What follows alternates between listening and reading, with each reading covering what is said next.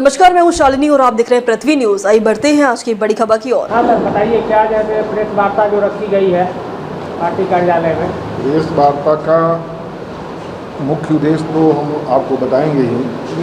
सबसे पहले अभी आप सभी मीडिया प्रतिनिधि बंधुओं को सादर नमस्कार और जन स्वराज के सभी कार्यकर्ताओं की तरफ से आपको बहुत बहुत धन्यवाद। आज का यह जो विशेष कार्यक्रम रखा गया है उसका मुख्य उद्देश्य अभी जो चुनाव आयोग द्वारा जन स्वराज पार्टी को जो बच्चा के साथ जो बॉक्स का जो स्कूल बैग का जो क्या कहिए उसको पहचान पत्र, हाँ, चुनाव चिन्ह जो जन स्वराज पार्टी को आवंटित किया गया है उसके उद्देश्यों और उस विषय पर विशेष रूप से चर्चा की ज़रूरत समझी गई। क्योंकि पार्टियां तो बहुत हैं, सत्तारूढ़ पार्टियां हैं, अन्य भी पार्टियां अपनी काम कर रही हैं, लेकिन जन स्वराज के सूत्रधार श्रीमान प्रशांत किशोर जी का जो शुरू से उद्देश्य रहा है उस उद्देश्य की पूर्ति कहीं न कहीं माने ये होता है ना अपने आप, तो अपने आप इस तरह की पूर्ति होने में ये बैग जो है ना बहुत बड़ा काम कर रहा है। और बैग का मांग हम लोगों ने इसलिए ही किया था क्योंकि बचपन के ऊपर जो हम लोगों का जो मेन दृष्टिकोण है कि बच्चे के भविष्य के लिए जन स्वराज कटिबद्ध है, बिहार के विकास के लिए कटिबद्ध है। यहाँ के जो भी हमारे पलायन करने वाले नौजवान व्यक्ति हैं उनको सही ढंग से उनका मान सम्मान प्रतिष्ठा या यहाँ जो उसको काम करने के लिए जो जगह बनाया गया है वो पूर्व की कोई भी सरकारें उस तरफ ध्यान न दी है और न देने का कहीं उनकी योजना है। इस उद्देश्यों को पूरा करने के लिए जन स्वराज पार्टी ने अपना 5 सूत्री कार्यक्रम रखा है। तो उसमें प्रथम है जिसका अनुपालन अभी तुरंत सरकार ने भी कर दिया है, अन्य पार्टियां भी उस तरफ ध्यान दे रही है। जितनी बातों को प्रशांत जी ने जन स्वराज के माध्यम से समाज में अपनी बात को रखा है उन सारी बातों को, चाहे वो विपक्ष की पार्टी हो, विपक्ष तो देखिए बिहार में कोई है नहीं, जो भी वर्तमान में सरकार चल रही है वो कल किस पार्टी के साथ सरकार चलाएगी इसकी कोई गारंटी नहीं है। इसलिए हम लोग ये मान के चलते हैं कि यहाँ विपक्ष है नहीं, तो दोनों पार्टियाँ चाहे वो आरजेडी हो या उनके गठबंधन के और लोग हों, भारतीय जनता पार्टी तो क्या बिहार में अपने आप को यानी नीतीश कुमार की होता है कि नीतीशम शरणम गच्छामि, तो नीतीश के शरण में वो चली गई है। भारतीय जनता पार्टी बिहार में आज के दिन में कोई राजनीतिक पार्टी का उसका कहीं भी कोई भी आप स्टेटस देख लीजिए, उनके कार्यकर्ताओं का काम देख लीजिए, वो सब लोग जो है ना किसी न किसी रूप से नीतीश जी के साथ जुड़ चुके हैं। और नीतीश की बिहार में क्या दशा है और क्या दुर्दशा है यह अब आम जनता से छिपाने की जरूरत नहीं है। तो इन सारे विषयों को चिंता करते हुए जन स्वराज पार्टी के सूत्रधार ने जो हम लोगों को संदेश दिया है आम जनता के बीच जाने के लिए, वही हमारा लक्ष्य है कि हम इस चुनाव चिन्ह को विकास का सिंबल मान करके, बच्चों के भविष्य का सिंबल मान करके और जनता के बीच जाकर के इस चीज़ को हम लोग बतावें कि देखिए यही मेरा सिंबल है और इसी माध्यम से हमारे बिहार का विकास होगा, हमारे परिवार का विकास होगा, हमारे बच्चे का भविष्य उज्जवल होगा। हमारा जो भी उद्देश्य है बिहार को बढ़ाने के लिए वो उसका माध्यम यही सिंबल बनेगा।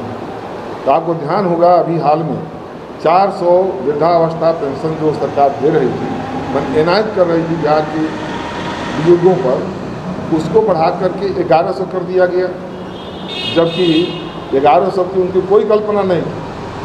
हमारी पार्टी के द्वारा, हमारे नेतृत्व के द्वारा उसी राशि को 2000 करने की घोषणा हुई है। यहाँ हमारी सरकार आएगी तो हम 2000 रुपया वृद्धावस्था पेंशन देंगे। अब घबरा करके सभी लोग बेचैन हैं, आरजेडी भी छटपटा रही है, वो भी हमारे मुद्दे को किडनैपिंग करने की कोशिश में है और कर भी रही है कि भाई उनका मुद्दा उठा करके हम जनता के बीच जाएँ। तो ऐसा करिश्मा है जन स्वराज के अंदर, यह समझने की बात है कौन ऐसा करिश्मा है, कौन ऐसा जादू है जिस जादू को सब लोग पकड़ने के लिए तैयार है। आज प्रशांत जी अपने बुद्धि विवेक से 12-13 मुख्यमंत्रियों को उन्होंने नॉमिनेट किया अपने विचार से। आज उन सभी बिंदुओं को जब हम देखे हैं कि भाई हम हमारे ही विचार से दूसरे लोग सरकार बना लेते हैं और फिर वो सत्ता में चले आते हैं, तो हम सीधा उस व्यक्ति को क्यों न दें, उस समाज को क्यों न दें, उस जनता को अपना ये सुझाव क्यों नहीं दें कि भाई आप इस रास्ते से चलेंगे तो हमारी स्थिति ठीक रहेगी और उसमें किसी भी तरह का कोई तब्दील होने वाला नहीं है। ये आपको पता होना चाहिए।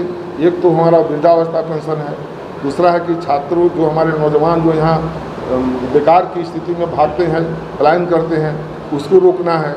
तीसरा आपको किसानों के लिए है, किसान को भी वृहद स्तर पर ऐसी योजना बनाकर किसान खेती का माने ढांचा तैयार किया जाएगा कि हमको खेती से अच्छी आय हो,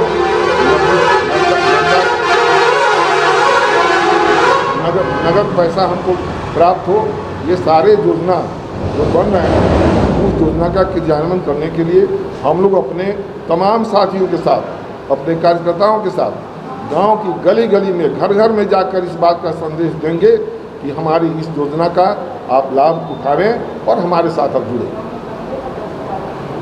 और सबसे बड़ी बात क्या है, प्रशांत जी ने ये भी कह दिया है कि अगर किसी भी परिस्थिति में अगर हम किसी गलत उम्मीदवार को, जो किसी न किसी रूप में क्षेत्र में दागी है, समाज उनको पसंद नहीं करती है, अगर ऐसे कैंडिडेट धोखा से अगर हमारे संगठन के माध्यम से अगर वो चयनित हो जाते हैं, धोखा हो भी सकती है, गलती होती है, मनुष्य का कोई ये नहीं है, लेकिन अगर इस तरह के कोई कैंडिडेट हमारे आपके सामने आ जाते हैं तो आप भी उनको वोट न करें, ये स्पष्ट रूप से उन्होंने संदेश दिया है। तो इतनी बड़ी सोच आज तक जब से आज़ादी आपको मिली है, आज तक करीब 40-50 वर्ष के अवधि में इस तरह की व्यवस्था, इस तरह की संस्था बिहार में अभी तक नहीं आई थी।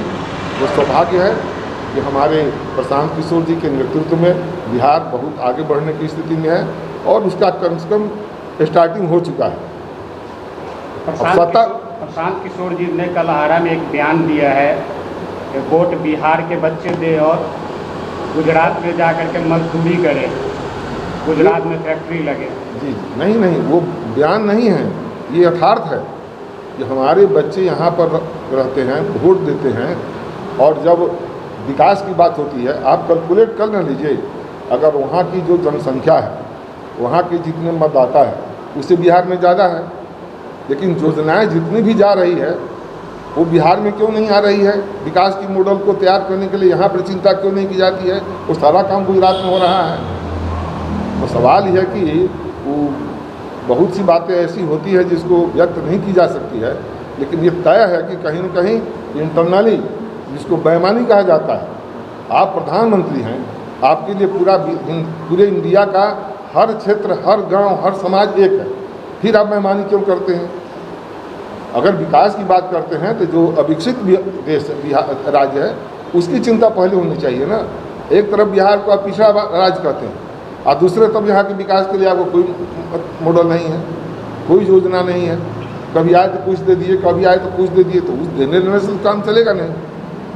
अब मान लिया आप रेलवे का ट्रेन बढ़ा देते हैं, ट्रेनों की संख्या बढ़ा देते हैं, लेकिन ट्रेन किस पर होकर चलेगा उसकी जो नाम नहीं बनाते हैं। लोगों का कहना है कि जनस्वराज पार्टी जो है प्रशांत किशोर जी, वो भाजपा जो उसको फंडिंग करते हैं, भाजपा के लिए काम। ऐसा देखिए, ये कहने के लिए लोगों का ये भी कहना है कि बिहार में जनस्वराज पार्टी बस आरजेडी को खत्म करने के लिए आई। ऐसा कभी नहीं हो सकता है। आप चुनाव आने वाला ही है, आप भी रहेंगे, हम लोग भी आपके साथ रहेंगे। निश्चित रूप से एनडीए हो, आरजेडी हो, जनता दल यू हो या कोई भी हो, कोई भी पार्टी आपको सामने दिखाई नहीं पड़ेगी। निश्चित रूप से हमारा बहुमत का सरकार बनेगा, इसकी पूरी गारंटी। जनता मन बना चुकी है। हमको लगता है जैसा क्षेत्र में आपको और विधानसभा 2000 वोट आएंगे कि नहीं, इस पर भी हमारी आपत्ति है। जैसे हमारे पूर्व बताए कि आपके बीजेपी के फाइनेंसर उदय सिंह पूर्व सांसद पूर्णिया है, यह बात तो साबित हो चुकी है। देखिए, अगर कोई आदमी किसी को मदद करता है, इसका मतलब ये नहीं कि उसका फाइनेंसर हो गया। उनकी भावना, उनका विचार हमारे संगठन से जुड़ रहा है, तो हम उनको सम्मान नहीं देंगे और उनसे हम सम्मान नहीं पाएंगे।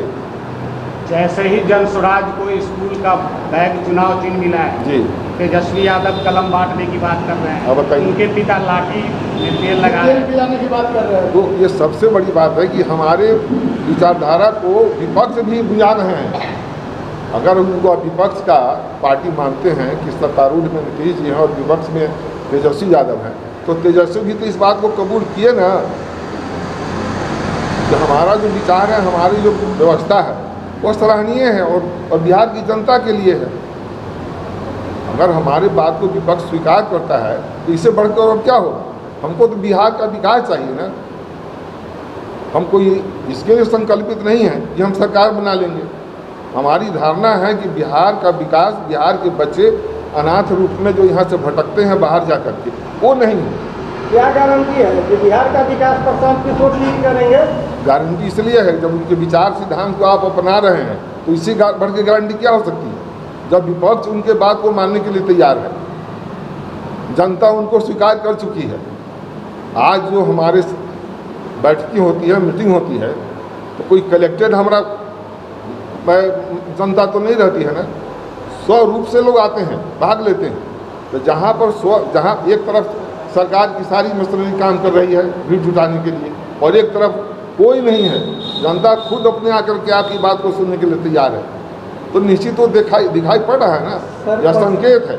सर, प्रशांत किशोर चुनाव के बाद बिहार में रहेंगे, बिहार से बाहर? नहीं, बिहार में तो वो आ चुके हैं। अब जब तक उनको बिहार हुआ जी बिहार से बाहर जितना दिन उनको रहना था वो रह करके मुझे महसूस कर लिए कि हमारी आवश्यकता बिहार में है, क्योंकि उन्होंने बिहार में बाहर रह करके भी दूसरे दलों को, दूसरे लोगों को सरकार बनवाया है कि नहीं बनवाया है। तो चर्चा है कि प्रशांत किशोर चुनाव के बाद बिहार से। अब चर्चा तो देखिए करने वाले को तो कोई मुंह बंद नहीं कर सकता है, लेकिन सत्य यही है कि अब वो बिहार के हैं, बेटा है और बिहार में ही रहेंगे और बिहार की चिंता उनके दिमाग में है, तब ना आज पागल की तरह से घूम रहे हैं।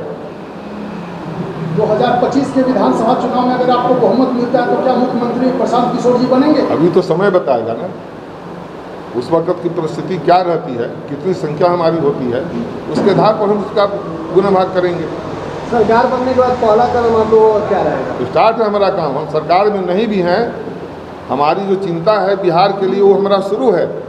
मेरा 5 सूत्री कार्यक्रम जो है वो स्टार्ट है और उसी घबराहट में हमारे कार्यक्रम को, तय कार्यक्रम को सरकार ने टेकअप किया है।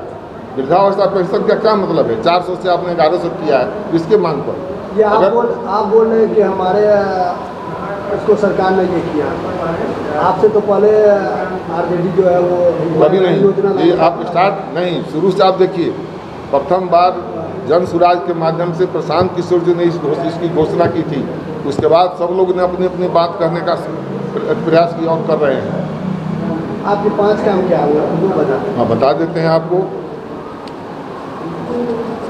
आपके जो 5 बिंदु हैं सर मुख्य रूप से, जी, वो क्या चुनाव जीतने के बाद उस पर आप अडिग रहेंगे? अडिग रहेंगे, वही मेरा मूल सिद्धांत रहेगा। उससे एक पैसा हम कम होने वाले नहीं हैं। आप नोट कर लीजिए। पहला है बुजुर्गों का पेंशन जो है वो तो आप देख ही रहे हैं, 2000 हमारा करने का है। दूसरा है कि युवाओं का पलायन बंद हो, पलायन को रोकना। बुजुर्गों को 2000 रुपया प्रति माह पेंशन देना। तीसरा आपको है महिलाओं को आपको सस्ते ऋण पर पैसा उपलब्ध कराना, ठीक है, और महिलाओं को सस्ते दर पर उनके व्यवसाय करने के लिए राशि उपलब्ध कराना। चौथा है बच्चों के लिए विश्व स्तरीय शिक्षा, बच्चों के लिए विश्व स्तरीय शिक्षा, जिस शिक्षा के माध्यम से वो अपने यहाँ रहकर भी अच्छी से अच्छी कमाई का साधन बना सके। सर, प्रशांत से लगातार कह रहे हैं कि और एक बुआ जी, और एक 5वां है किसानों के लिए बेहतर सिंचाई की व्यवस्था, यानी जिस खेती से अच्छा आमदनी का जरिया बन सके उस तरह की खेती व्यवस्था। खेती में उनको लेबर की कॉस्ट न लगेगा, इसकी व्यवस्था। तो सारे व्यवस्था को इस रूप से तैयार किया गया है तब इम्प्लीमेंट में लाने के लिए, प्रयोग में लाने के लिए। तो जब सरकार बनेगी तो आप सब देखेंगे कि कुछ नया बिहार में हो रहा है। अब तक के लिए बस इतना ही। फिर होगी आपसे मुलाकात, तब तक के लिए नमस्कार और देखते रहिए पृथ्वी न्यूज।